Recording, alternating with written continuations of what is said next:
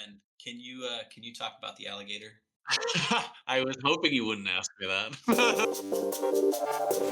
The television screen is the retina of the mind's eye. Whatever appears on the television screen emerges as a raw experience. Therefore, television is reality, and reality is less than television. Well, the Kraken first period we're 0-2. Now we're 2-2. And now the third Okay. period is going on, and I don't know what's going on. So Oh, nice. love and care about you guys. It's like bittersweet that the baseball playoffs are over because I couldn't stop watching those games. And now that it's all over, I'm like, oh yeah, real life after like 4:30 p.m. No, honestly, yeah. As soon as hockey starts, it's like, oh, hold on. My whole like hobby plate, like, free time is like I have to adjust. And it's one of those like, okay, what can I do between periods? Okay, I can do this, I can do that. Like, luckily, hockey games aren't. I don't know. How long is a baseball game? How long would you say a baseball game is? Nowadays about 7 hours. No, I'm just kidding. No, it's like two and a half. Well, the only reason I say that is they changed the pitching clock rule, and it cut off like an hour and a half of every game, like across the board, and it made the game better. It was tough because we have a little bit of Canadian in our history, so I was rooting for the Blue Jays, but I all year long I knew the Dodgers were going to win, so it was exciting either way. I will say I was subconsciously hoping the Blue Jays would win. I don't know why. Yeah, I have no stakes in baseball right now. I'm all in hockey, but in my head I was like, I think they should win. So totally. maybe it's just that Canadian blood from our grandma. Yeah, I mean, any team that could beat Otani is like amazing. So, Did you ever like really stop and think about grandma's first name? what is her name? I have a grandma. It's one of those names that the more I say it over and over again, I'm just like, that is a very interesting name. Labrana. LeBron. Yeah. This is Lawana and LeBron Jensen. Lawan James. Ryan Rieta Sue. Labrana Jensen. Oh yeah, but no, this week, what was it? We've had this type of weekend for the past like month and a half or so, and I need to break the habit. We'll wake up Saturday and we all everyone in the house just kind of has this attitude of like, okay, today's the day we don't do anything. Like we just get to do whatever, we just get to hang out, don't do anything responsible. And so we get to like dinner time. I'm like, oh, the sink's full of dishes. Oh, the front room's dirty. I could do it tomorrow. But yeah, it's like Saturdays always are like, we don't do anything today. Then it hits Sunday and I'm like, oh yeah, I have all this crap I need to do to make sure my house is functional. My wife subscribes to this idea that like Sunday or Saturday, you just have to do nothing. Like you just veg out and watch TV, and like by like 9:30, I'm like scratching I'm like just like itchy to like do something. Like I'm like ADHD attack, and I don't do well with that. And then they're always like, "You're always like trying to rush us out of the house to do things." I'm like, "Yeah, one day we're gonna be dead. Let's do something now." No, so the way it usually works for me is I'll ask Nicole like on Thursday. I'm like, hey, what are we doing this weekend? And she goes, we have nothing going on. And I go, oh, thank the Lord. Like, this is awesome. I'm really excited. Yeah. And then generally Saturday, I'm usually fine. And we'll just kind of all do our own thing. We'll spend some time together. But generally, we're doing our thing. Then Sunday rolls around. And I'm usually fine until about 2:00.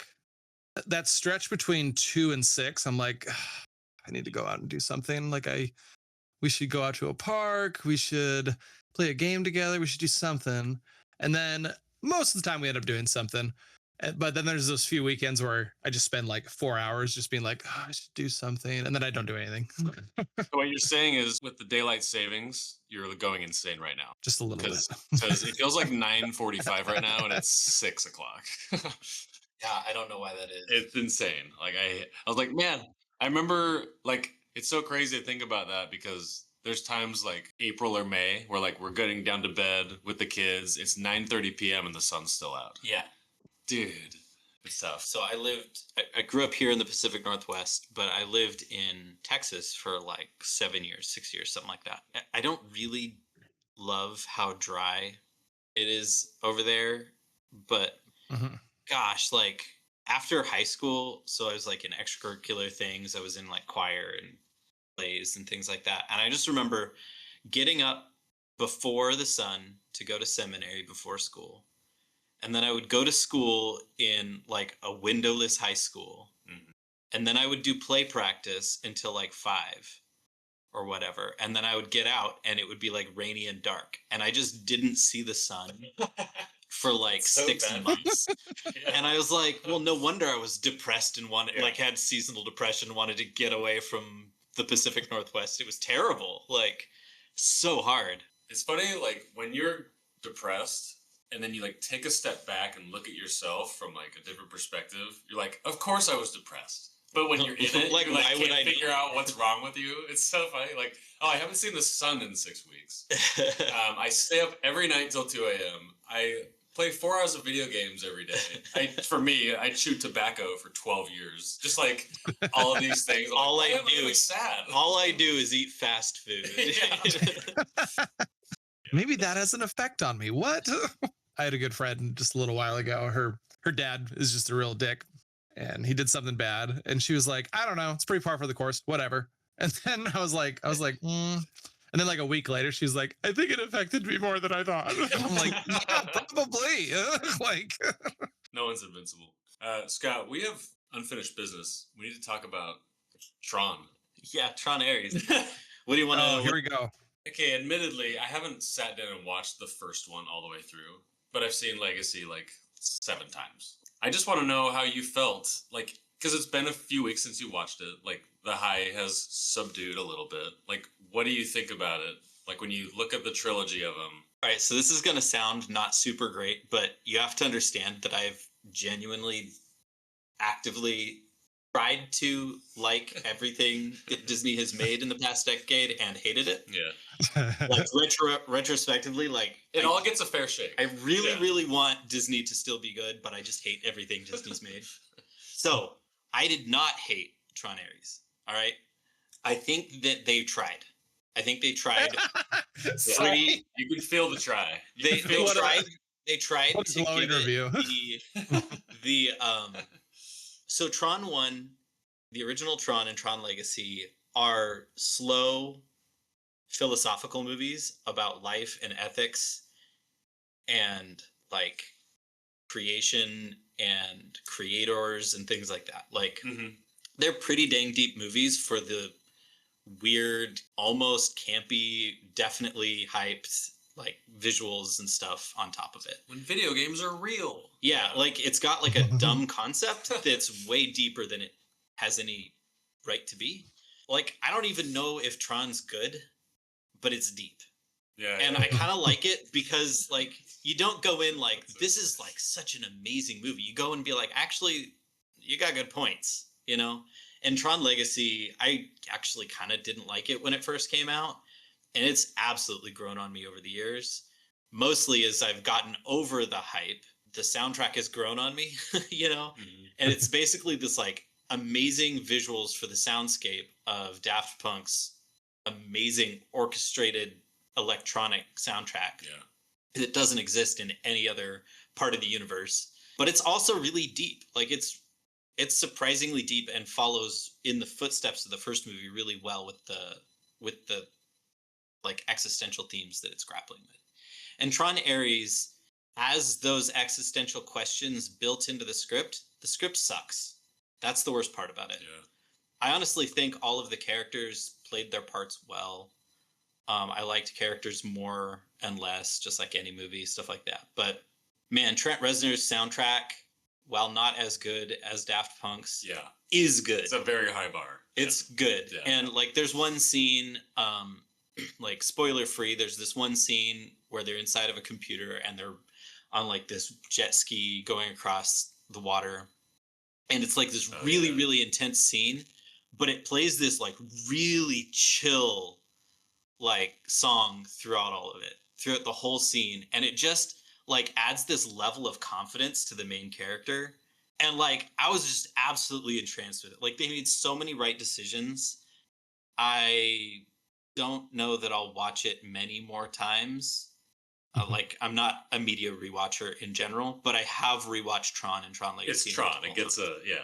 So Yeah. I don't know, man. I guess like I don't know that I would say they knocked it out of the park, but golly, it was a really, really good faith effort. And for Disney right now, that's like, I'm so proud of them for totally. like not absolutely destroying a franchise that I loved. Yeah. They basically hit a grand slam, but at the same time, it like didn't win the game. Like it was satisfying, it was cool, but like it's like a really crappy team hitting a grand slam. Like, oh, we still kind of suck. Yeah, you're like, that was a good play. Oh my gosh! But they didn't make the playoffs. And there was no hope for them to make the playoffs. Okay, exactly. It's like the Oakland Athletics just hitting the grand slam, but they lost 12-3 or 12-4 rather. Yeah. But okay, so here's what I'm curious, because I walked out of Aries and I was like, I liked Aries more than I liked Legacy, and that was like shocking to me because I was, like I said, I thought I blew $48 for us to go watch it, but I was like, oh, dude, I wasn't like, I got bored in Legacy. I was not bored in Aries. It's the save the cat structure. Yeah, the pacing was freaking tight. Yeah, it was. It was so dang tight. Yeah, and like constantly, I was like, oh yeah, like man, it was so tight. It was so well done. So red. It was so red. So red. I also was like, wait a minute.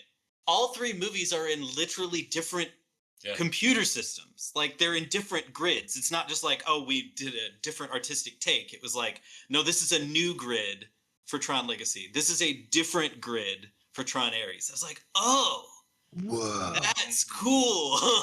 Okay, would you live in the red grid or the blue grid? I think that's the biggest question we have to answer right the now. Blue. Blue. Most def the blue. Wait, what did you think about the nod to the first Tron?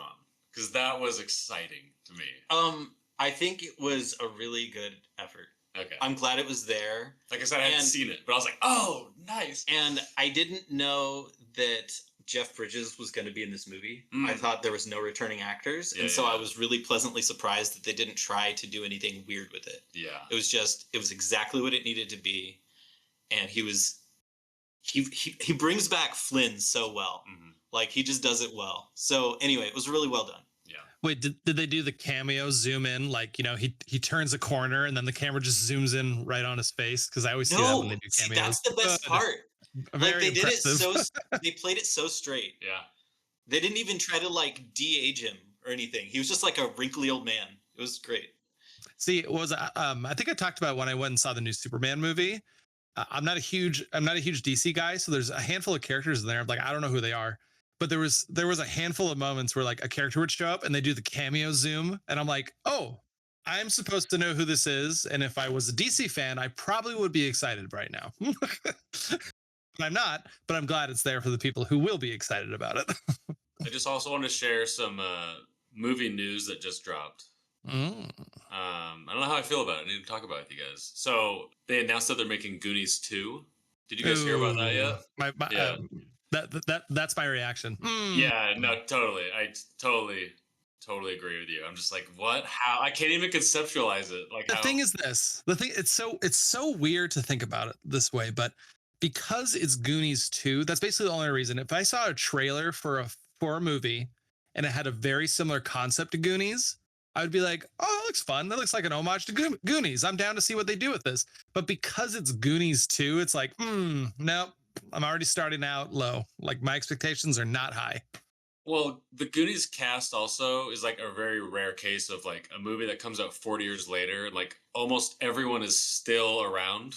Like that's true. Actually, that's really interesting. Like I don't think any of them have passed except for the guy who plays Sloth. Oh wait, and Mama Fratelli. Yeah. But everyone else, all the kids, but all the adults, but all the kids are still around. And I think all of them, Andy's the one that I'm like, I don't know if she went anywhere that much more. Her name is Carrie Green. Yeah. Don't ever forget that. And I won't. No, actually, it's funny. So we're here in Oregon. So we have some friends, and they went to like a Goonies. Corey Feldman was there. Josh Brolin, and one of the brothers in the movie. They were there, and they were just talking on stage. That's so cool. And Carrie Green was there also. Yeah. I just for anyone that's not as familiar with Oregon filming history, yeah, this is relevant because all Oregonians have pride in the Goonies. Oh yeah, because it was filmed here. Yeah. It's just imbued in you.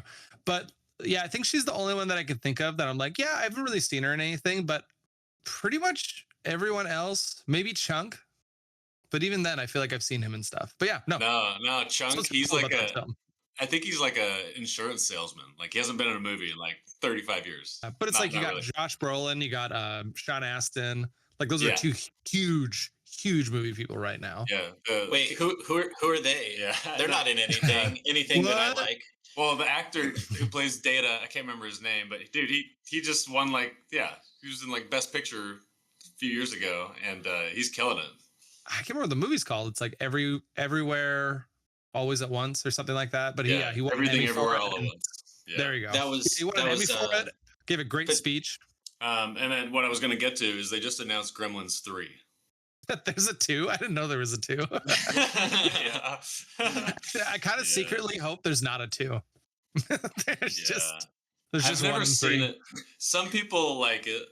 I think there's like 1 or 2 scenes that people love, but it's not good. The first one's awesome, but I haven't seen Gremlins 1 in a while. Not too long. Maybe 3 or 4 years. And I remember watching it and being like, man, I remember watching like, this is a fun time. I don't know if I want to watch this all the time, but we watch it every year. Was that one of your top accidental Christmas movies? I was just gonna say, I was like, yes.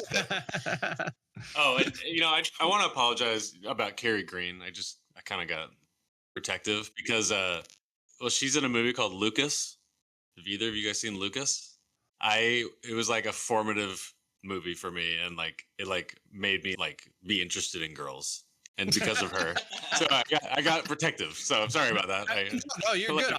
Honestly, like I won't be shocked if I went back in my mind and I was like, yeah, little crush on her. That little yellow jacket she wore was just super cute on her.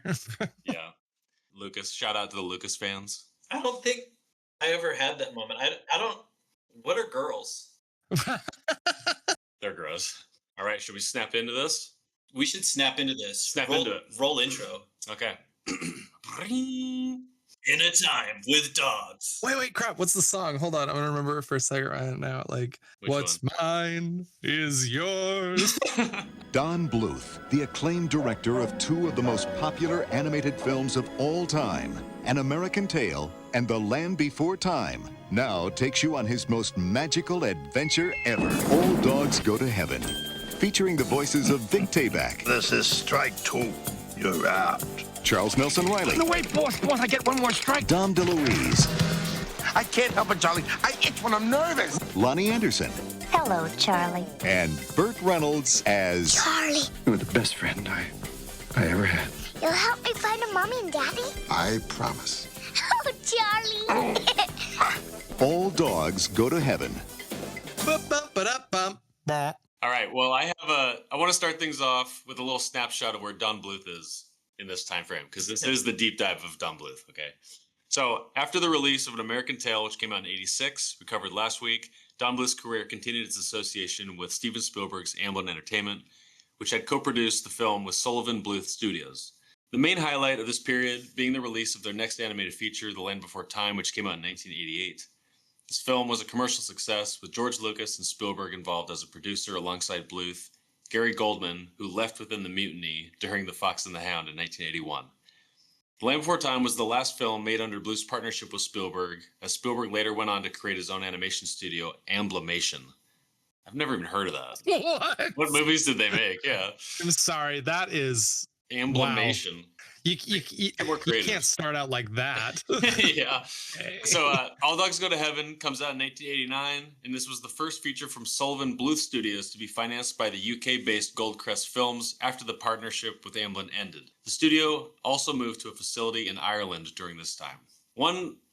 This is crazy. This is like an amazing sliding door moment. But during this same time period, Bluth was reportedly developing other projects, including an animated adaptation of Beauty and the Beast, but had to cancel as soon as he learned that Disney was working on their own version.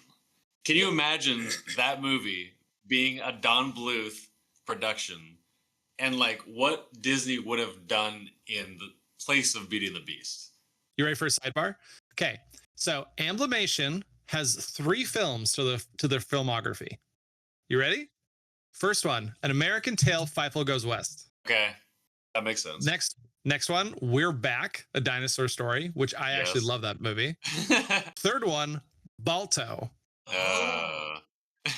Balto. I'm going to give a shout out right now. She's never going to hear this, but Dallas Smelly, she was my neighbor when I was a little kid back at the Chris Court house.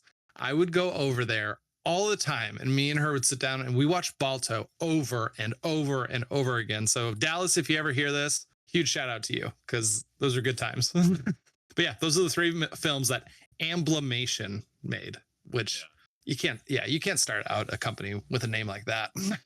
So this brings us to All Dogs Go to Heaven, and I remember watching this way more than any other Don Bluth movie. Like, this was always on for me personally. Is that the same thing for you, Harry? No, same here. This is the one that, you know, kind of like your experience when you were watching American Tail. You were telling me you were like, you just went down this nostalgic trip and you were just basking in it. This was this movie for me. I like, as soon as it started up and was going, I was like, oh my goodness, waves and waves of these great moments in the film. Dude, I love that feeling. It's so good. But yeah, no, this is the one that I've watched hundreds of times, and watching it now is very interesting compared to how I watched it as a kid. I'm excited to jump into this movie. Scott hated this movie because he's never seen it, and he's an adult watching a children's movie for the first time. No, I will say I do get to double dip a little bit, because this movie was on my list of childhood traumas. Oh yeah, Because yeah. while I watched it a lot, there's those two scenes in the film that really scared the crap out of me, and I remember them pretty well. So what was your Bluth experience as a kid? Because I feel like you said all four of these you've never seen. The only Don Bluth movie I'd ever seen was Anastasia. Okay. It's a good one. Yeah. To be honest, I like that one. It was a good one.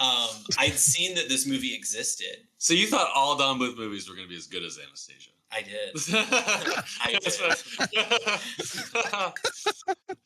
I mean, okay, look, like just as a retrospect to look back of, I still like, you know, this is a week or so after we've watched Secrets of Nim and we watched American Tail, and looking back on those films, I still consider them to be really good films. I just the watching experience of it isn't strong enough for me to want to watch them over again. That's a little different with this film, and it might be nostalgic glasses, but I definitely enjoyed watching All Dogs Go to Heaven more than the other two. Even though I think especially Secrets of Nim, I think Secrets of Nim is just a better movie and concept over All Dogs Go to Heaven. But All Dogs Go to Heaven is just more fun to watch for me. This kind of goes back to that conversation that we've been having about pacing and how important is pacing and a tight pacing for a movie to be good. And this is something that I've been really grappling with, because I want there to be a more flexible like way to approach presenting film to people.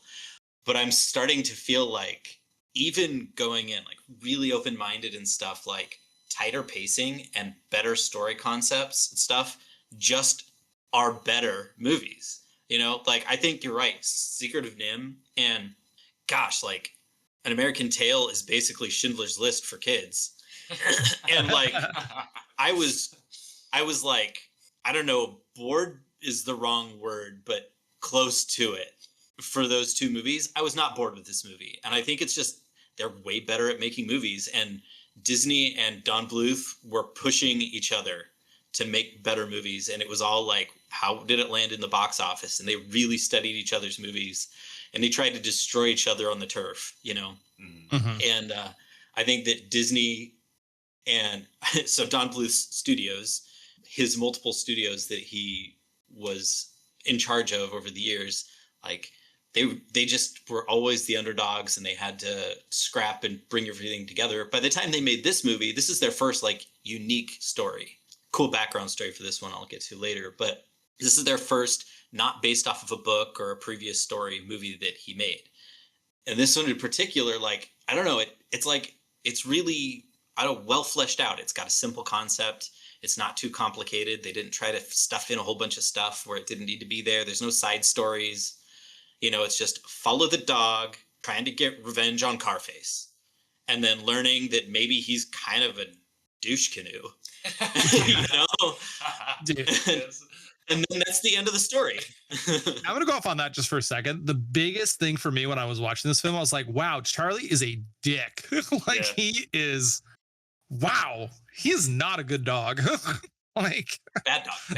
Bad dog. You're a pretty bad much. dog. Actually, no. Honestly, I think one of the biggest, I think the solution that Don Bluth needed is he needed to switch from animating mice to animating dogs. I think that was the actual big change. He still To the held whole on to a thing. little bit of that though, with the rat race in the beginning. Yeah, they just don't talk in this one. Yeah, that's what it is. I actually really did like the concept of the fact that while animals can speak, they can only speak to speak to each other if they're the same species. I just thought that was a kind of a fun little rule that they put in there. And then having Anne Marie being the one who can kind of translate between all of them, just I don't know. It was just a nice little dynamic that I really liked. I just blew my own mind thinking about the possibility of the Don Bluth universe, and maybe they all got injected. Oh my! And that's hold on. why they all know how to talk all these years later. Whoa. No, okay. I didn't give any thought to that, so I'm sure there's holes in that too. There are no shots in America. Yeah. No. Unfortunately, the one hole I could already put in it. Actually, okay, no, there's two holes. Okay, hold on a second. Hold on. So one of the holes is that the theory is that the rule set is like species can only talk to species. So dogs can only talk to dogs. They only understand each other. But Secrets of Nim, she does go and visit an owl, and they can communicate. And I just made a realization that that Charlie actually talks to an alligator in this film. So he kind of broke his own rule in this whole film. All right. So, All right. Put that to the wayside. yeah, we'll put it at the wayside, but I like where you're going. Yeah. No, this is a note I had. And just because of this show and us be able to talk about film and like story and like story arc and all this stuff, and I was really surprised. Last time I watched this movie, I had never seen a gangster movie. So watching this again, I was like, dude, this has like elements of like Goodfellas, Casino, Scarface, of course. Parface. Yeah. And there's these little like mob and mafia ties and gambling. And usually those movies are like cautionary tales. They're tragedies. It's just like, this is why you should not live this lifestyle. And the ending is always horrible for them. And this kind of goes down that route. But one thing that I found really interesting is that Don Bluth, instead of having it be a cautionary tale, he subverts that theme and he replaces the ending, which is like selfless love and like spiritual redemption. And I think as a kid, that's a lot easier to grasp, obviously, and it makes it a children's movie. But I just thought that was like kind of clever how he did that. This movie's dark and gritty, and like I remember it being all those things. Carface is one of the most evil bad guys in any movie. So this is something that I've just been absolutely floored with, especially coming from Disney, growing up on Disney, is that Don Bluth does not pull punches. Yeah. I mean, holy crap. Like, you throw Land Before Time in, stuff like that. It's just like, he's like, kids, deal with it. This is life. Yeah. And They can like, handle it. They can handle it. And like, simultaneously, I'm like, I love that. But I'm like watching it like, oh my gosh, like, this is not a simple film. You know, it's like, this is a dark, mature story in a wrapper for kids. And it's not like it's not like it's too much. It's just edgy. It straight up showed this dog get hit by a car and killed. And it was like belabored. Like, it was a big scene. Yeah. They didn't like try to hide that. He got him hammered at his own retirement party and then murdered him. Yeah, it's straight up. I was like wide-eyed, like, oh my gosh, like, this is happening. Like, first off, he's drunk. Yeah. Carface like smokes a cigar the whole time. You know, I was like, this is intense. Added to this fact that our main character, Charlie, that we're following around, he's not a good person. Our main character isn't really a good guy. And then when you think about the things he's doing, like, especially like, I kind of didn't, the biggest like revelation I had with this was like, oh my gosh, hold on. So Charlie finds out that Carface kidnapped this girl and is keeping her in this dungeon to fix races and stuff. And Charlie's first thought isn't, oh, I should rescue her. He's like, no, that's a great idea. I want to do that too.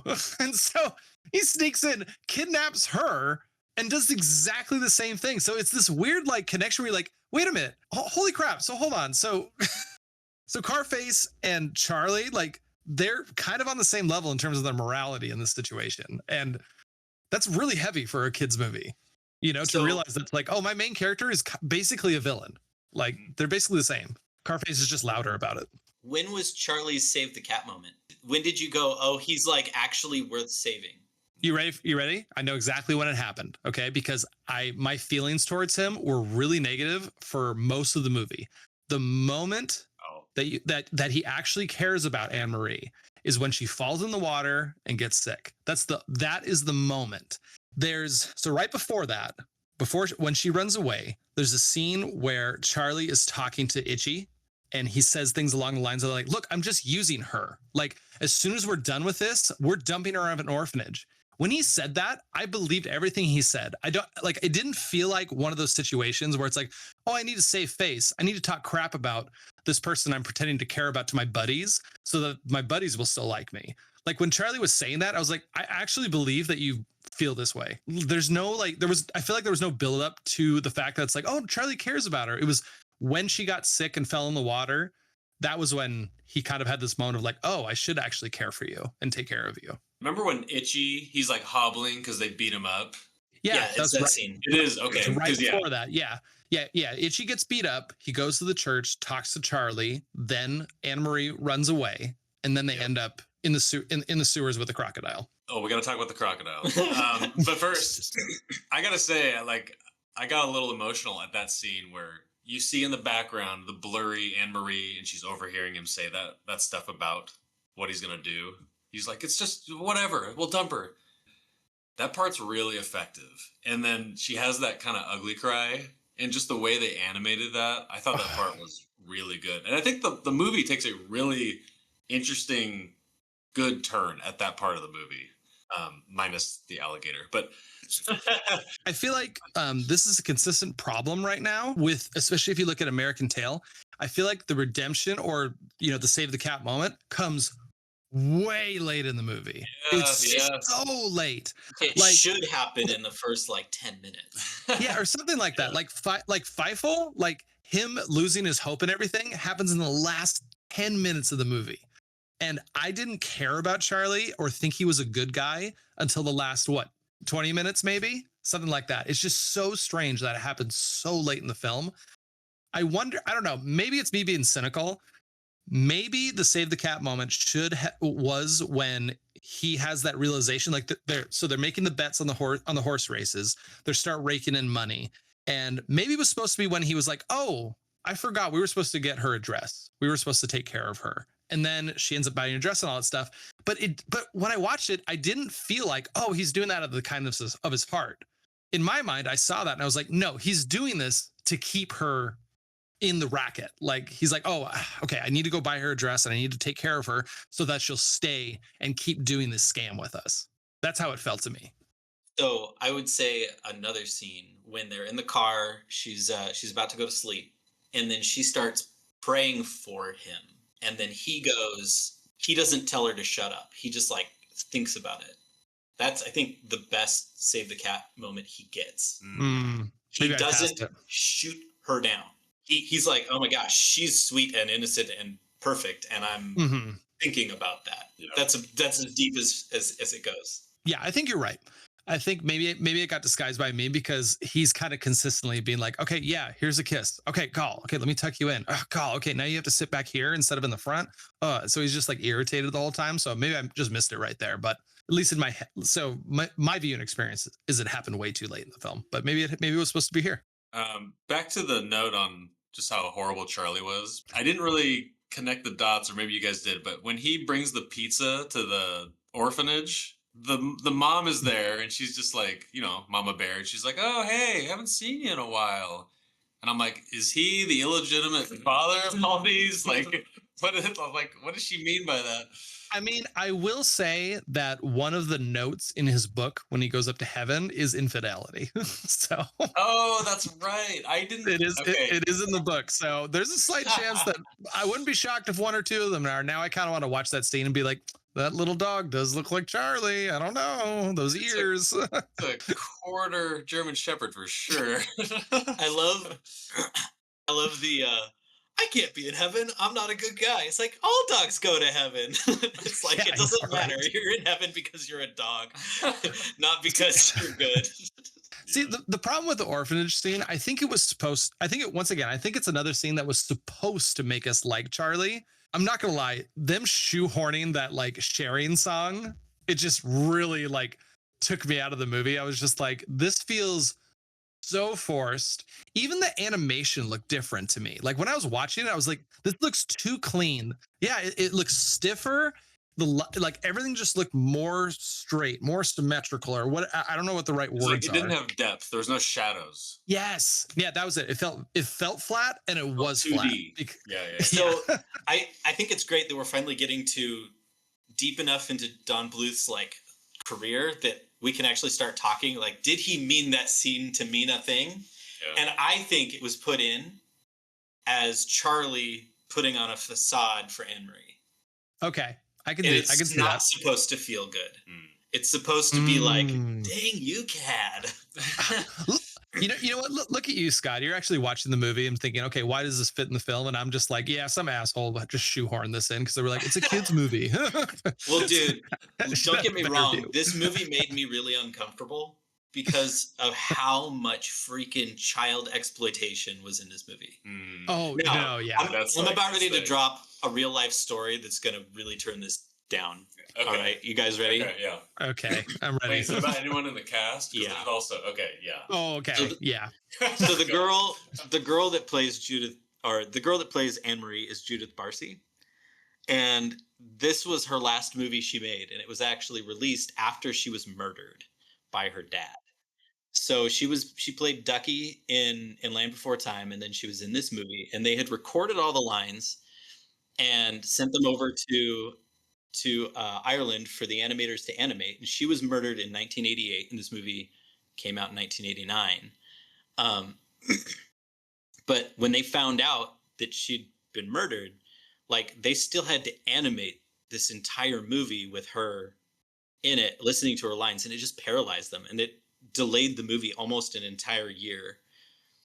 But like there was so much money on the line and stuff, and they dedicated the final song in the movie to her. But yeah, it was like a crazy I didn't catch that. double murder suicide. Like the dad went in and shot her in her bed, and then shot her mom in the hallway, and then lit the house on fire, and then killed himself. Yeah. Like what the ever living hell? Yeah. No, yeah. I read through that story about her being killed.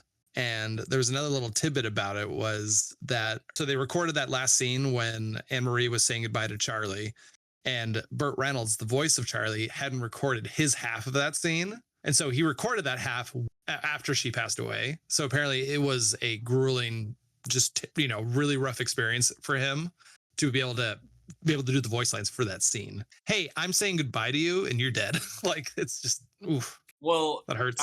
I had read it took him between 30 and 60 takes to do that, because when he's saying goodbye to her, he's like saying goodbye to like her ghost through like a character. It must have been so weird.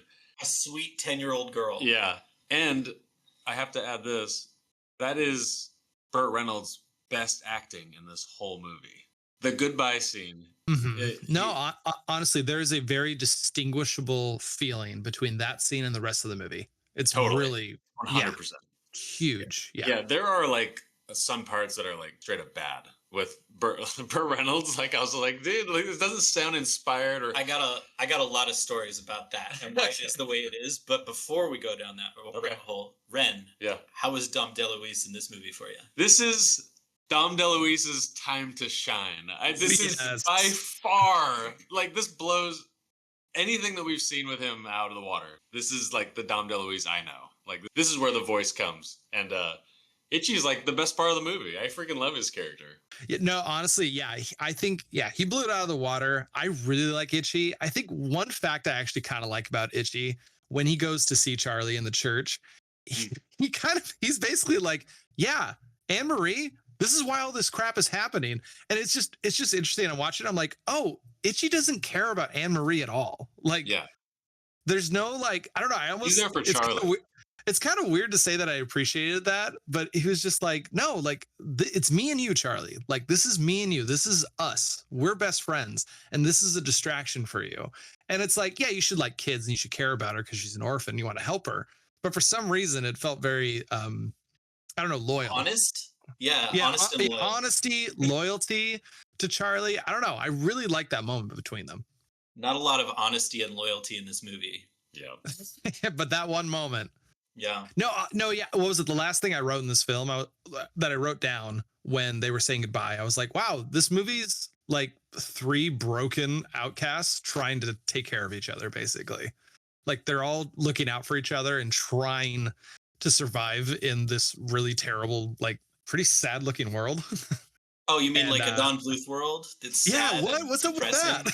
So Charlie is based off of the company's mascot was this really scrappy, scrawny, high energy German Shepherd that they saved out of like a river. It was drowning in a river or something. They saved it. It was just this stray dog, and they kept it.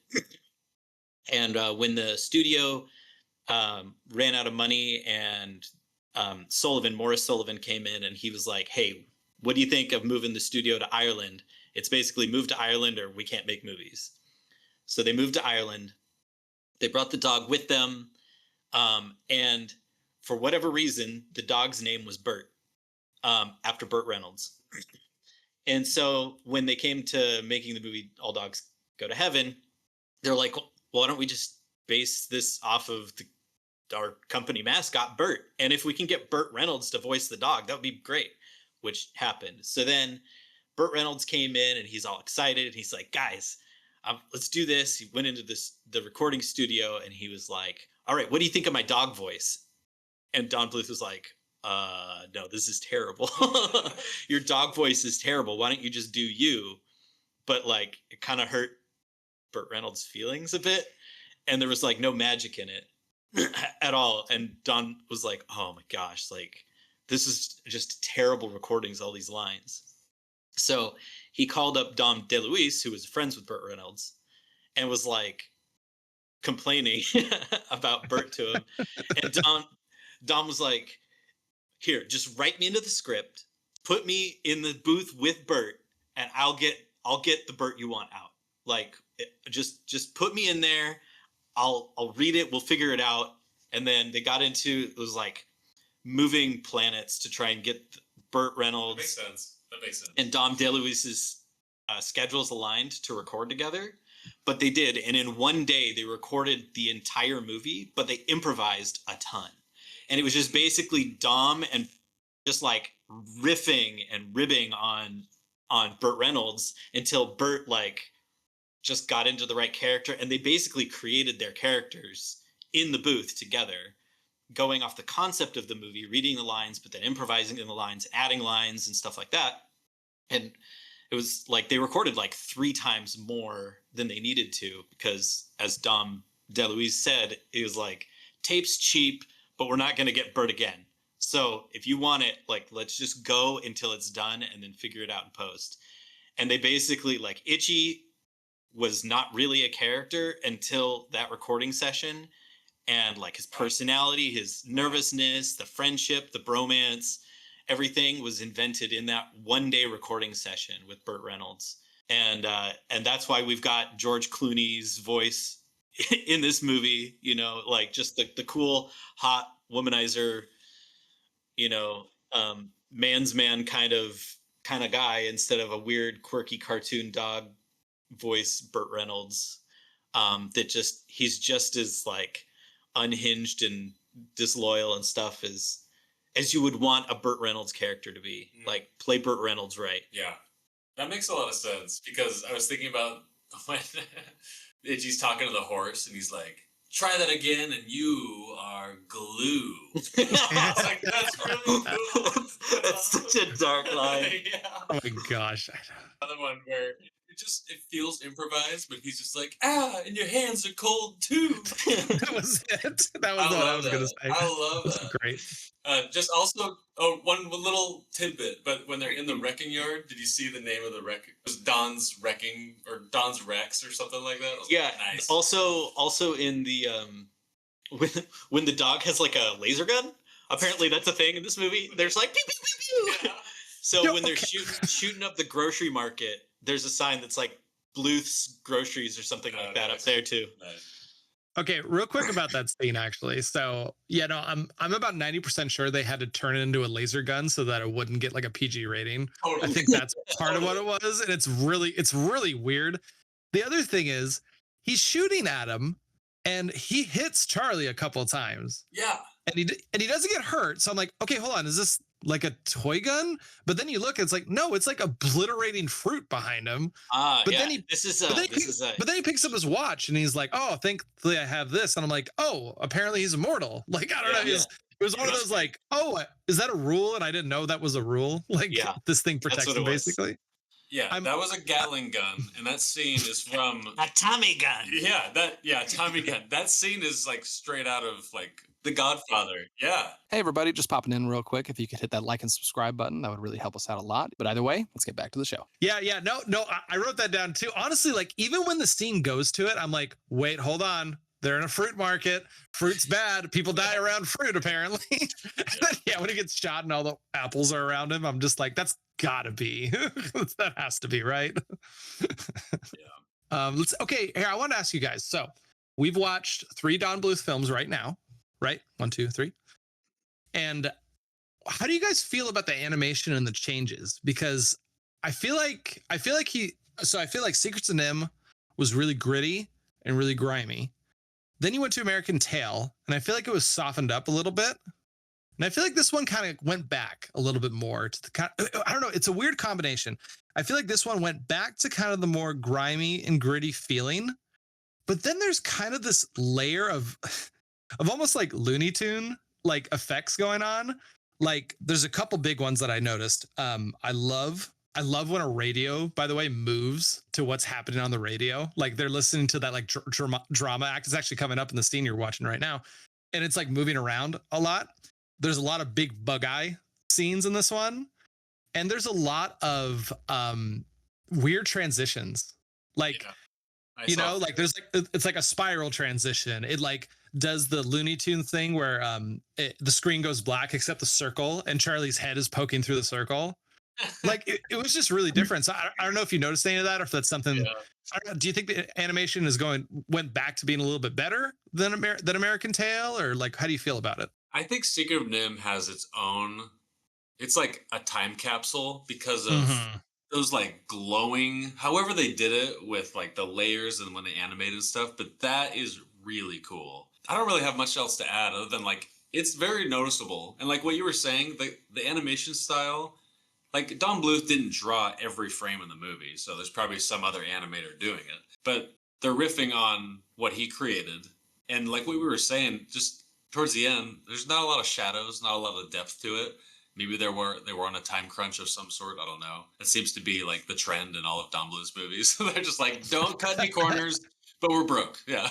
Yeah, no, I get that. That's honestly what was going on. Yeah. No, I feel like the backgrounds are still so high quality. Like the scene that's on the TV right now, the scene where it goes to the church and just that first shot of the church and the creepy trees. I literally paused the movie and I was like, wow, that looks so good.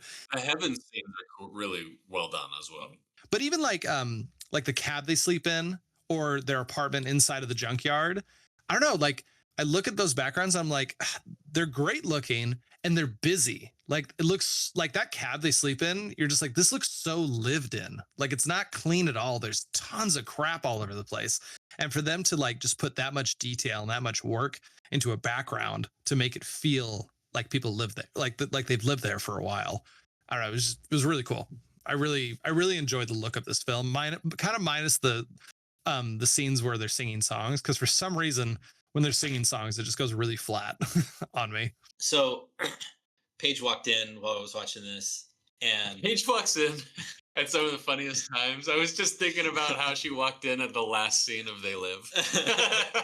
That's true. That's awesome. Okay, go. I interrupted you. So she walks in, she's like, "Oh, this movie," and she's like singing the song, stuff like that. So I think, being, your sister, I think she watched this movie a lot. Yeah. So when I said at the beginning of this category that I was doing a Don Bluth deep dive, she was like, "Ugh, like it's so gross. Like everything about the animation is gross." And I was like, "Okay, like noted." And like, it's like the way the alligator's mouth moves and Charlie's mouth moves, and it's like previously it was like everything was just, I was like getting seasick watching everybody move, but now it's like I'm less seasick, and I'm like, why are you moving that way? Why is your head moving that way? Yeah. And so she was like, "Oh, it's like any way that they talk that could be gross is gross." And I was like, I know what you're saying. I don't have that judgment associated with it. I don't think it's gross. I do think it's excessive. I think it's weird, excessive, and very much Don Bluth. Yeah. But like, I don't know that it's like better or worse per se, but golly, you notice it. Yeah. I think the two biggest reasons this movie does kind of have like kind of what Paige said, that gross kind of feeling. I think its lips, like the horse and the alligator and probably a few dogs, their lips are giant. Like they're huge. And I feel like all the dogs, at least, all their mouths are just a little bit too big. Like if the dogs like open their mouth, you're like, that doesn't look natural. How big you could open your mouth. That's kind of what I walked away from this feeling.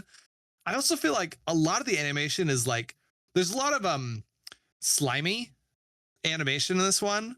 For example, like the cheese on the pizza is really stretchy. It really like drags across it, and it's animated very smoothly. And then like the mud when they're doing when they're breaking out of the pound, like that really like drags across the ground. There's a lot of water and rain. There's a lot of rain in Don Bluth films. I've noticed that melted ice cream on the nose. That's a flex moment for me. Like in your last episode, you were going through like, oh, these are the flex moments in this film. And I wrote, and I've already gone through most of them, but yeah, the ice cream, I was watching that and I was like, that's just a flex. They didn't need her to have ice cream in this moment, but they did it because they could.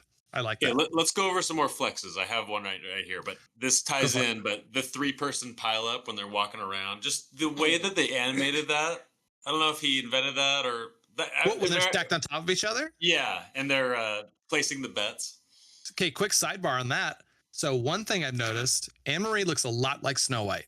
Yeah. And there's inspiration there for sure. Even the scene where she's saying goodbye to Charlie, they do that kind of zoom in and her eyes are lit up. I felt like that was straight out of Snow White. Like sidebar on that, sidebar on the sidebar, Don Bluth absolutely has a crush on Snow White. He brings up Snow White all the time. Like that was his main inspiration. He's just absolutely inspired by the animation and the original like live action recordings that the animations of Snow White dancing with the dwarves was based off of. Like he's just absolutely in love with the craft of the original like classic 9 old men Disney movies. And the other inspiration is that 3-person pile up in the big coat, because that's exactly what happens in Snow White and the Seven Dwarfs. They stack up on each other and they dance with Snow White. But I'm like 90% sure he was like, I want to do a little bit of Snow White, because that movie was a huge, super important moment in my life when I saw that film. And I think that scene when they're placing the bets and they're all stacked up in a big coat, that's his little homage to Snow White. Another flex is what we're watching here, but the hell scene. This is like straight up Fantasia stuff. Yeah, this is really cool. Just like the like hardened lava and how it's cracking, and then the other lava pushes it around, and just it's amazing. That's terrifying. It's like a bat dog. I love that this is in this movie. I love that it was like alluded to so many times. Charlie, you can never come back. And I was like, okay, so what are they going to do about that? No, he just straight up goes to hell. Yeah. That's fine. You know what's crazy? You know what's crazy though? This scene happens right after the sharing song. It's such like such a huge like position. Yeah, yeah. pretty much. It's crazy. Another cool thing about that scene is cut down by like it was a little bit longer, and they cut it to make sure they could get that G rating. And if you actually Google Hell Scene, All Dogs Go to Heaven uncut, it's posted up on YouTube. You can see the uncut version of it. Yeah. There's nothing too crazy about it. Basically, the demon dog like tries to swallow Charlie at one point. Yeah. And it's pretty dang terrifying. And he says something like, "You're mine," or something like that. Sorry, Charlie like lays an egg and then it kills the giant. Oh, that's what it is. That's how it works. That's how you Bluth? kill demons. Oh in my hell. gosh. That's what I've Now I learned. asked Don Bluth, like, "Are you a huge fan of Return to Oz?" And he's like, "Yes." Oh, eggs? Yeah. So we just saw the Hell Scene, but there's something about this story. I don't know if this is a plot hole or what, but like, he doesn't ever go to hell. That was a dream. But if all dogs go to heaven, does he really need to worry that much? So you ready for this? Okay. Okay. So all dogs do go to heaven. When they die, they go to heaven. They do have the chance, as we see in the film twice, actually, at the beginning and the end of the film, they can grab a clock, turn back time, they can return back. So apparently, I don't know, this might just be online theories that I've read, but basically the theory is like, if you go back, then you can go to hell if you don't live up to the standards, to be a good person or whatever. Mhm. So at the end of the movie, Charlie dies, and before he goes to see Anne Marie, that big giant demon whatever thing pops out of the ground. The whole New Orleans area is covered in that red mist. So he actually did go to hell in that moment. But when he came back, I'm assuming he made a deal. Like someone put out a theory that he made a deal with the devil so he could say goodbye to Anne Marie for something. And that's when the angel dog comes down and is like, "Hey, you actually like sacrificed your life to save her. And I view that as good. So I'm going to come down here, just float through the devil, and he's going to disintegrate. And then I'm going to bring you to heaven." So his last, whatever redeemed him, was that just him pushing her on the door to float outside of the boat? Because realize like he dove in. I don't know. In my opinion, he could have held on to the watch. I don't know. I was watching and I was like, dude, just come on. Like, it's not that hard. Put it around your neck. It worked the whole movie. But his redeeming moment was the choice of, I can either save her or I can go get my watch and keep it out of the water to save myself. And he chose to save her over himself. And that was his kind of redeeming moment. And that's what that's what changed, the angel's mind. She came back down and was like, "You sacrificed yourself. You can come back to heaven now." You mean the good witch Galinda? Yes. Dude, oh man, that angel dog had some really great voice moments. Like, I don't know, like her, like when she's like, "What are you doing? What's behind your back?" And then he winds back the clock, and her just like her like freak out yell, like that one, that I was like, whoa, like I remember that. Song got stuck in my head a lot when I was younger. I remember like being embarrassed about it. Which one? The kind of going back and forth, kind of a banter argument song that they're kind of doing. I like that part. Oh yeah, I got another anecdote about Burt Reynolds singing. Okay, yes. Oh So my apparently no. he can keep a pitch and he can get the right emotion for the song, but his timing was terrible. And so they basically like played this orchestra track for him to sing, and he just could not keep time.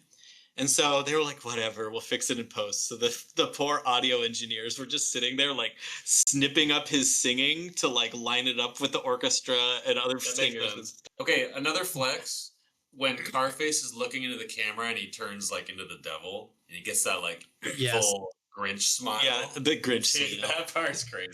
And his ears turn into horns. So so the hell scene and that scene are my two childhood trauma moments that I remember being like, oh, like. Yeah. The biggest flex though, and I don't want to quite talk about the ending yet, but like when those windows open and then that like fog comes into the room. Yeah. Oh yeah, straight up, dude. The fog coming in was cool. I was a little, I don't know, me as a homeowner, I was just like, all those leaves are in my house now. Like, I I was just thinking They're just all over the vampire. place. Yeah. Pretty much. Just to jump back to the heaven scene just real quick. Two things. When they're going through the watch room, there's actually a Mickey Mouse watch hanging there as they walk by. I thought that was a funny little homage. I also wanted to read through everything that was in Charlie's book. So, Thank you. I wanted to go back, but I forgot. so she opens up the book and it says things like a bad dog, gambler, pickpocketer, low life, bum, dirty, double crosser, greedy, lust for money, blackmail, loan shark, tax fraud, extortionist, racketeer, jaded, heedless, a wanton decadence, vanity, and conceit, infidelity, scoundrel. And you're just like, that sounds about right from what I know about him so far. That's awesome. Oh, I meant to mention this. Another thing that this movie shares with other like Scarface in particular, I'm thinking about, but like those mafia movies, is the getting rich montage when they're just like counting all their money and laughing and having a fun time. That part's really more enjoyable after you see I always those love the movies. trope of like the wind blowing and their dollar bills are flying everywhere and they're just like, oh, money. This is amazing. Well, it shows them make all that money and then you don't even see it later. So were they imagining part of that? Was that half? No, they made that money. They did? So then they bought a bunch of broken cars and then heedless decadence. Oh, yeah. I like how building a casino is like, oh yeah, you just throw a bunch of broken cars on top of each other. You know what I will say? I did find it funny that when Charlie shows up into heaven, the angel dog says something along the line like, "Oh, why would you want to go back down there? It's full of used cars and singles at bars and broken dreams and out of reach stars." And it's just like, I wonder if there's a reason why she says used cars. I don't know if that means something because I feel like it's something deep, but it might just be like, yeah, you guys are making casinos out of busted up cars. Like, how sad and low is that? Hey, Renn, can you talk about the alligator? I was hoping you wouldn't ask me that. No, okay, let's get into the alligator real quick. Wait, I just gotta say one nice thing first. Let's start off with the Okay, do it. positive. Ken Page kills the song. He does great. His voice is amazing. He's the Oogie Boogie Man from Nightmare Before Christmas. This part's really annoying, and it always was, even as a child. And today, I'm just like, nah. I can't. This is such a Deus Ex Machina, like random, like this is in here for no reason, and it's like, oh well, we need it to be in here for the finale, to make sense for the Deus Ex Machina to work. It's just so weird because it's such an aside, it's such a random moment, and yet two of the most important things happen in this moment. You get introduced to the crocodile, who's going to save the day at the very end. And Anne-Marie falls in the water and gets sick with pneumonia. Like, those are the two, like, those are actually like big important things of the film, but it feels so like out of left field that you're just like it feels like they wrote the story and they're like, okay, just shove this in there and it'll solve our problems. Like, I don't know. It's a very strange moment. And this is the only moment that I was like, oh, this is New Orleans. Because you've got like this voodoo alligator. Yeah. And that's it. You know, like compared to, you know, like Princess and the Frog, which was like very New Orleans. I was like, oh yeah, this, like, no one else has like a Louisiana accent, anything. Yeah. You know, it's just like. It could have been anywhere else. It could have been New York. It could have been Chicago. It could have been anything, you know. I wonder if the crocodile from Princess and the Frog is related to this alligator. Or I guess I said crocodile alligator, but maybe they're the same thing. Different universe. Maybe they're both alligators. Don Bluth's extended universe does not cross over multiverse into Disney. Another thing I really disliked, and I didn't remember till I watched it, but when he's like sitting up on the clam, and the clam like pushes its muscle like where he's sitting, I'm like, ugh, that part's gross. So like job this. action right there. Also, I don't know how. I'm really curious, like how they did it behind the scenes, but when the alligator sings underwater and goes. I don't know how I wonder if he sang that or if they added a bubble effect. I don't know why I want to know that, but No, actually, that was the one thing I was watching this. I was like, this is so weird. And then he sang underwater and I was like, all right, you kind of got me. That was funny. I like that. Yeah. And then even the bubble effect when Carface is on his back, or no, he swims away from him and he's screaming with the bubble sound. I want to know. I want to know how they did that. Yeah, I feel like the alligator. This is the last thing I'm going to say about the alligator. It goes right up there with the Moana crab song. Like, what? Why does this exist? It's just so not good. I will admit that crab song actually grew on me after the 500th time I heard it. I hated that song, and then I heard someone else sing it like as a joke, and I was like, "That song's pretty catchy. Like, there's something about it." Oh, the nuclear bomb dropped on his. Yeah. That's a flex. Yeah. Flex animation. Yeah. A little connection between this and Secrets of Nim. Anne-Marie gets pneumonia, just like little Timmy did. And now we know you can die from that. So, Hey, speaking of Anne-Marie, there's a scene where she's like looking away, and she has like the slickest, like shaved back hair, like hairdo. I feel like Don Bluth invented that hairstyle because it's everywhere nowadays. You have to look it up later. I'll have to look that up. That sounds pretty funny, honestly. I can't describe it. It's like the Karen haircut, basically. By the way, speaking of Anne-Marie, like I do like how chubby her cheeks are, by the way.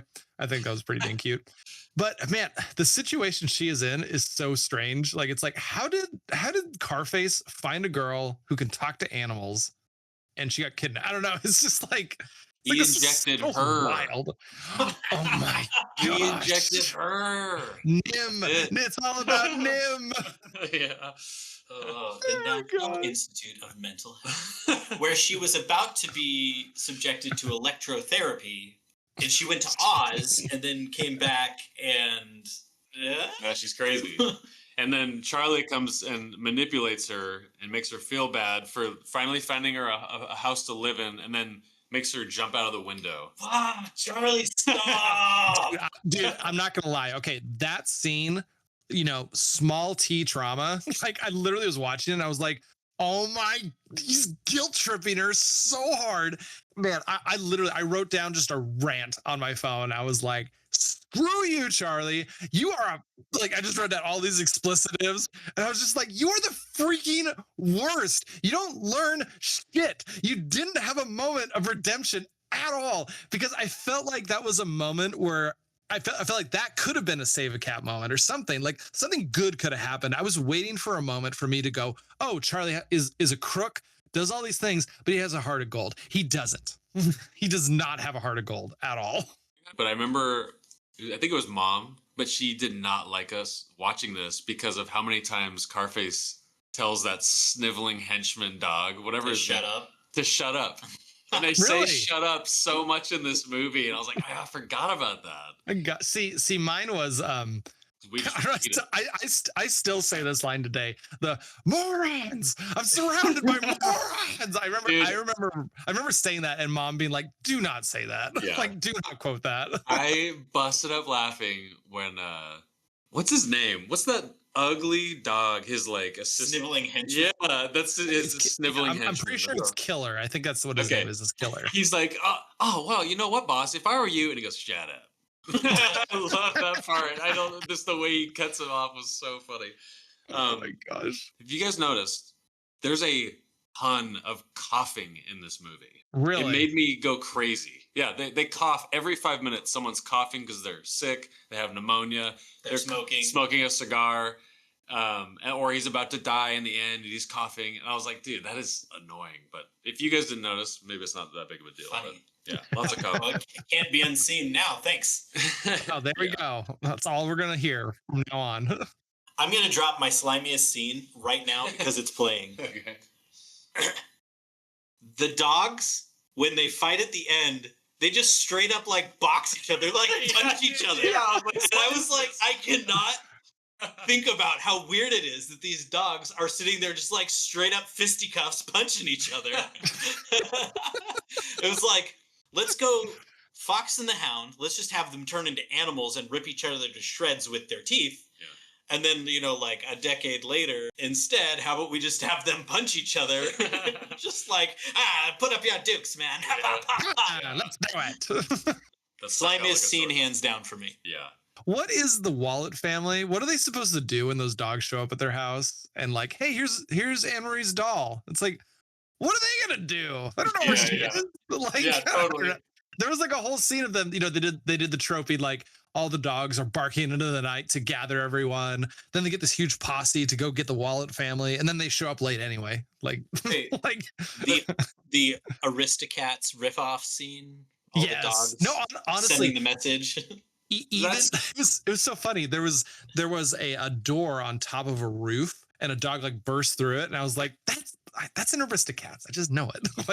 like even the setup of the houses. 101 Dalmatians is that where they too. Also yeah. So like as a kid, like we can't be blamed for just like meshing Don Bluth with all these Disney movies. Like I remember like I was in middle school and I remember like thinking I was like being clever, telling a friend like, interesting fact, Anastasia isn't a Disney movie?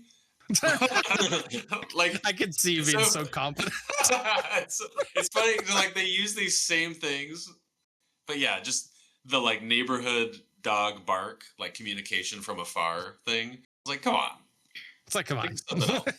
Well, no, like I said, and the fact that they all get together and go to the casino to save them, and it's like, no, everything already happened. Like they showed up too late to do anything about it. So it was like, oh, I don't know what the point of this was, but okay.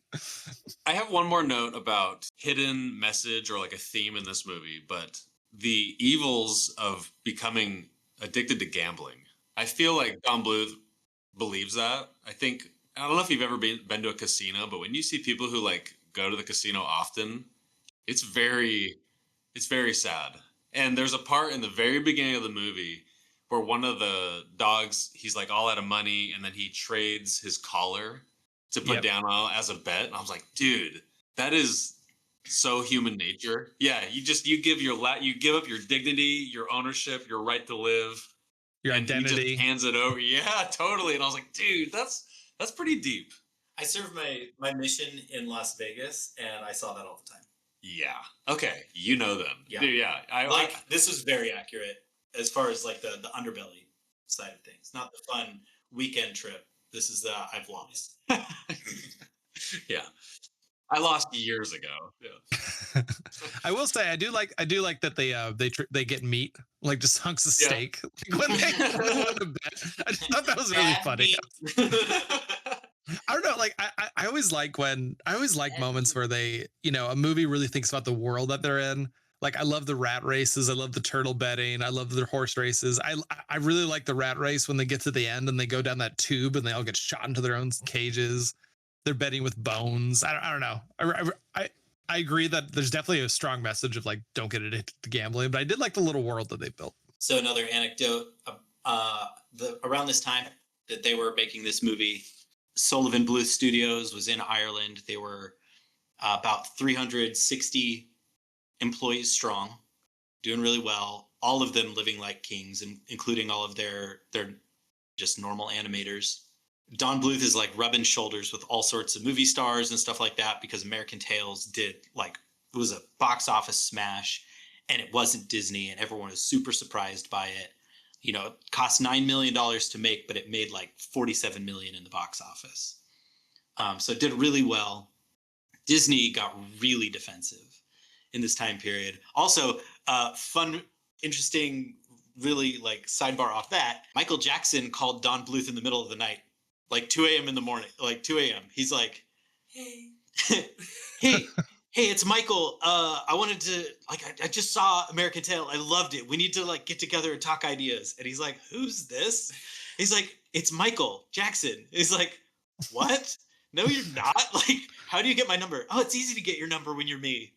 Like, but straight up, Michael Jackson just didn't have like a lot of friends like that. And he would just call people and bounce ideas. And Don Bluth was a like willing ear, but he would only call him at like 2 a.m.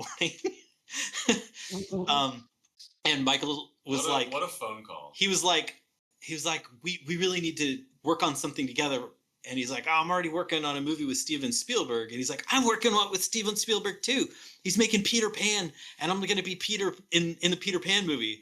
Turns out Robin Williams was cast instead of Michael Jackson. It really hurt Michael Jackson's feelings. But it was basically Steven Spielberg and Michael Jackson that came up with the movie Hook. So that's random. Wow. That is wow. Anyway, so Don Bluth's in Ireland, and it was like every single time they would get ready to release a movie, Disney would schedule some other like massive hit the same weekend or the same day.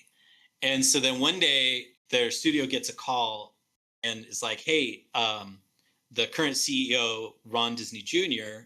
or Rob Disney, I think Ron Disney Jr. is going to be there in Roy. Yeah. Roy Disney Jr. is going to be there in town and he wants to meet with Don.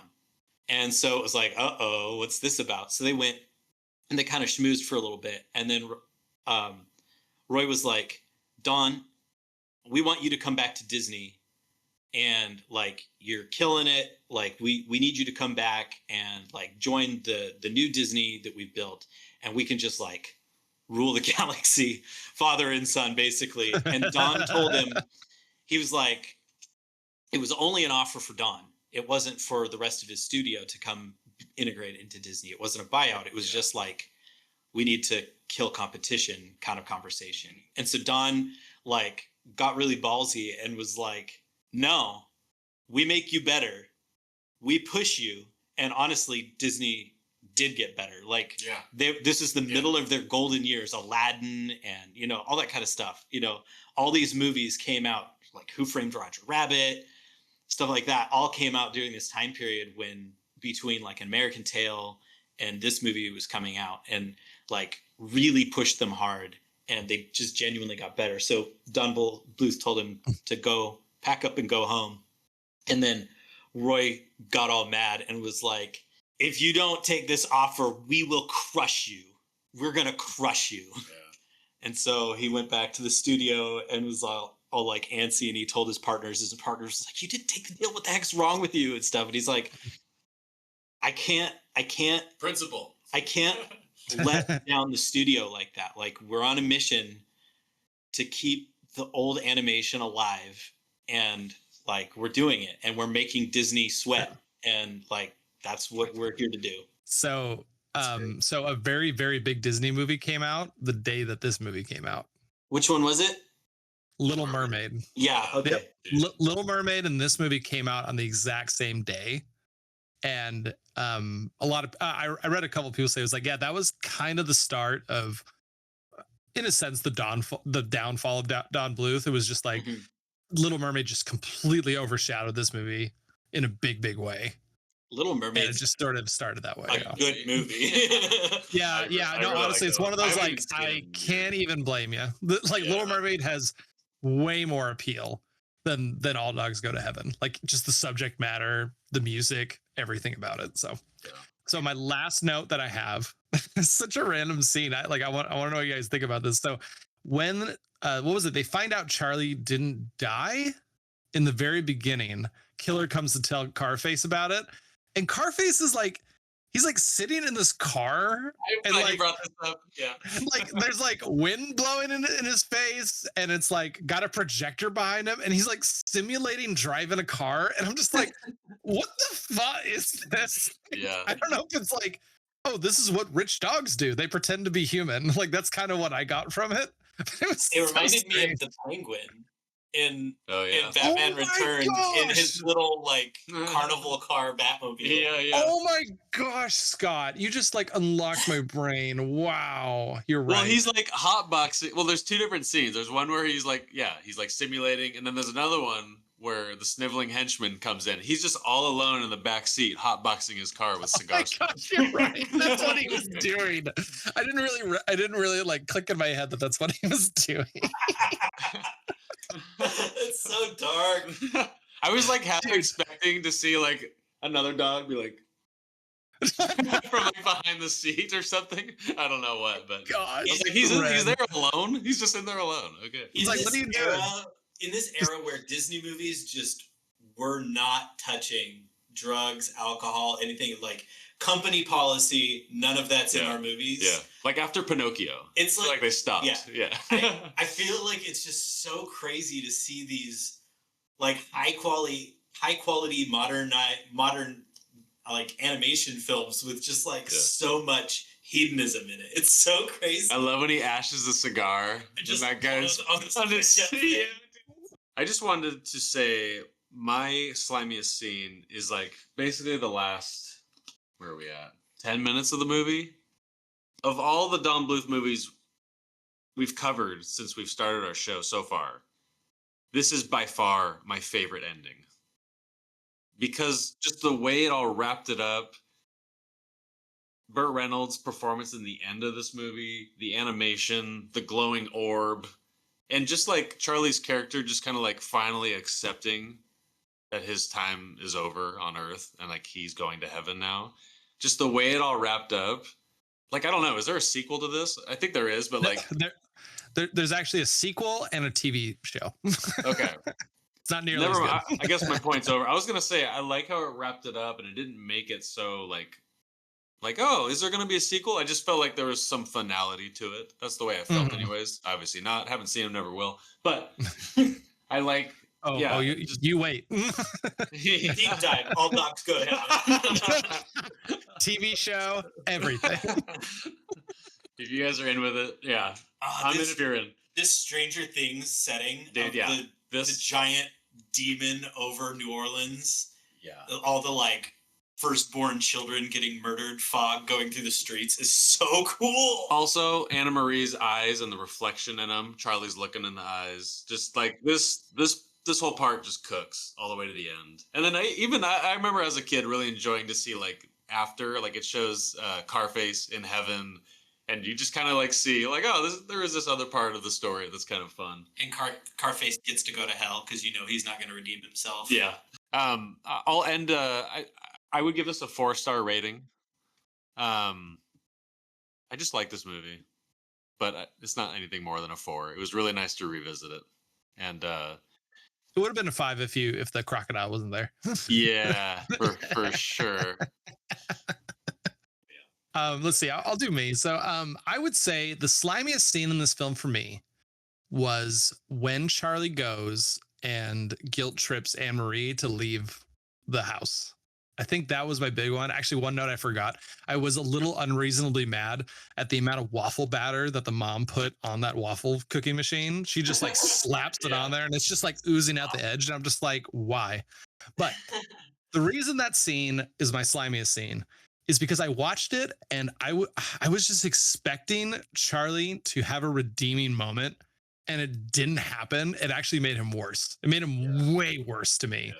And I kind of commend Don Bluth for pulling that off because I don't know, like I feel like it takes guts to be like, no, Charlie is a slime ball and things aren't going to change just because this cute orphan shows up in his life. Like he's not gonna change that quickly and that easily. So that's my slimiest scene.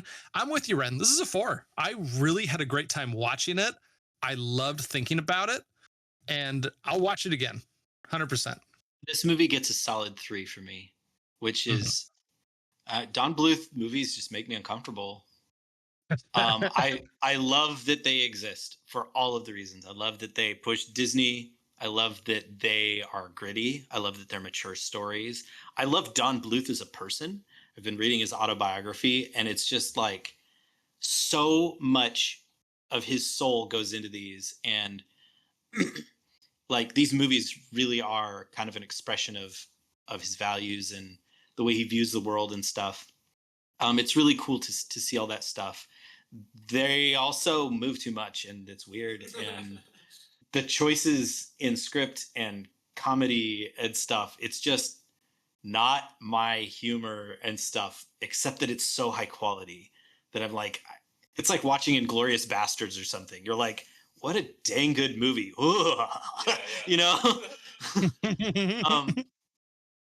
Man, yeah. So I want it to be higher, but every Don Bluth movie so far has been below a 3, and this one's the best one so far.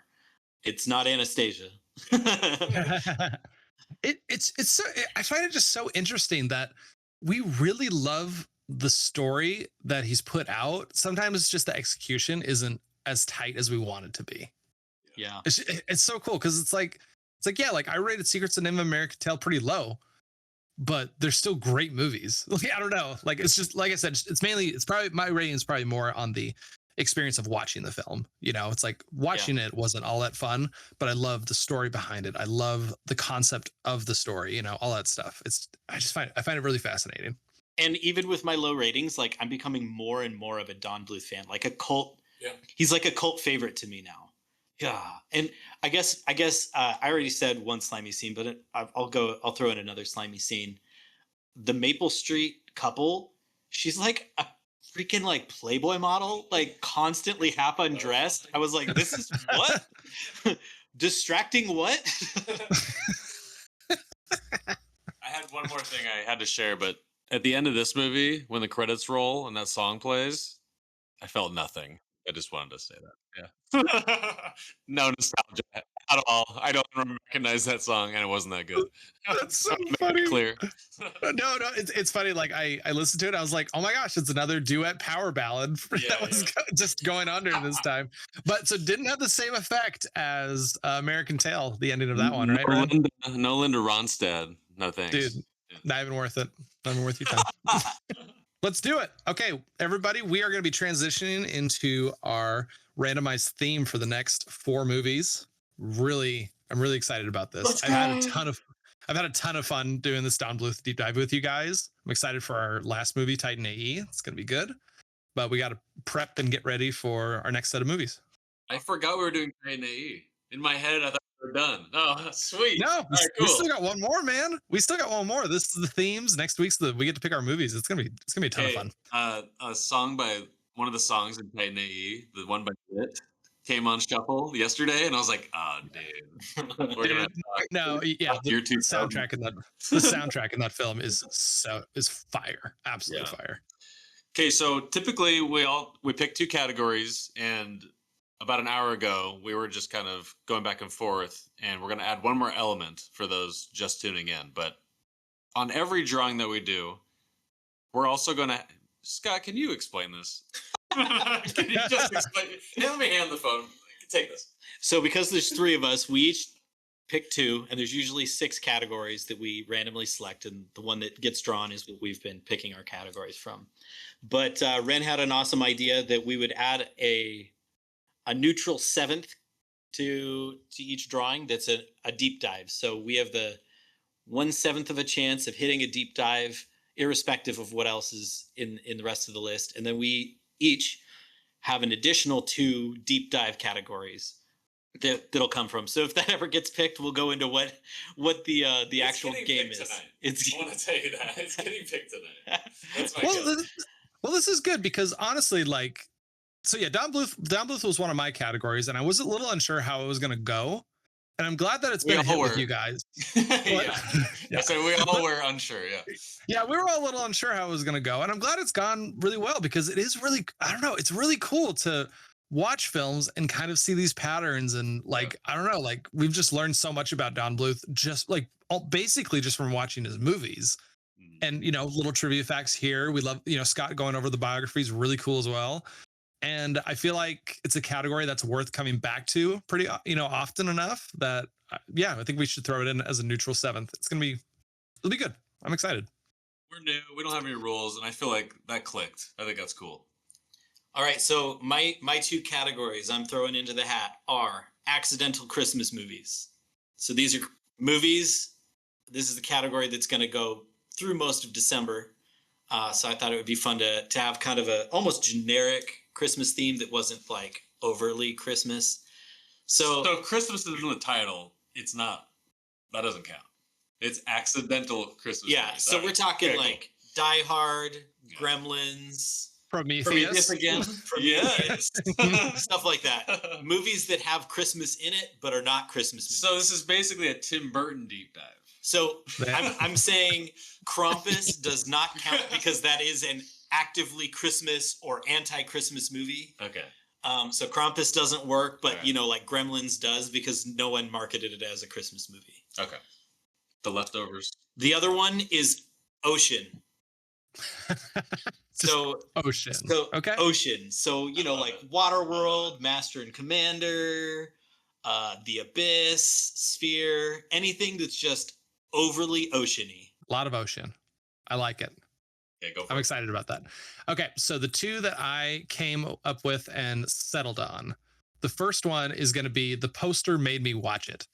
I've actually made a little collection. I think I only have like 4 or 5 on there, but just when you look at a poster and you're just like, I want to watch that film. It looks so cool. Like, and that doesn't mean the movie's good, but so this is really broad and really open, and it's going to be really depend on each of our tastes. But I just want us to look through a bunch of posters and just be like, I want to watch that because the poster looks so good. The other one that I have is The Team. So think like Ocean's 11. Thinking about, just like the Dirty Dozen, like getting the crew together. You need to get your ensemble and do them, or Deep Impact. Yeah, things like that. Armageddon would fit as one too. Things like that. I think it'll be a fun little category for us. Okay, sick. And I'm going with Renn, history. Out of your 30 categories that you post every time, which two are you picking? Yeah, I think. Wait. Let me guess. History will be on the list. Yes, history is the only lock-in because I want it. And you mentioned Master and Commander. I have it on Blu-ray. My kids won't watch it with me, and I want to watch it. Paige won't watch Master and Commander. Yeah, I know. I've never watched it. It's because we're guys. It's like a really long, boring man movie, and I'm so excited for it. I want to watch it so bad. Me too. Okay, so history, very vague. I don't need to go into it. If it's historical, it counts. And what's cool about that is if it's really inaccurate to what actually went down, we have a lot to talk about. Like The Untouchables. Yes, yeah, exactly. So that's my first one. The second one, okay, let me just read off just real quick. I got Best Picture, Oscar winners, music, sports, Gone Too Soon. We're not going to do horror. We did that. Beautiful Cars was one. I just watched Christine the other night. Look it up. Freaking amazing. Novel to film, black and white. So I'm going to go with Best Picture Oscar winners. Okay. Yeah. Okay. Best Picture. So that's 6 categories, plus our 7th is the deep dive wild card. There you go. I'm excited. I'm excited about every single one of these. Okay. Do you see my list? Mm-hmm. Okay. This is just to make sure I don't, I'm the guy with the randomizer. So Yeah. Okay. You ready, guys? All right. Play the Mario Kart tune.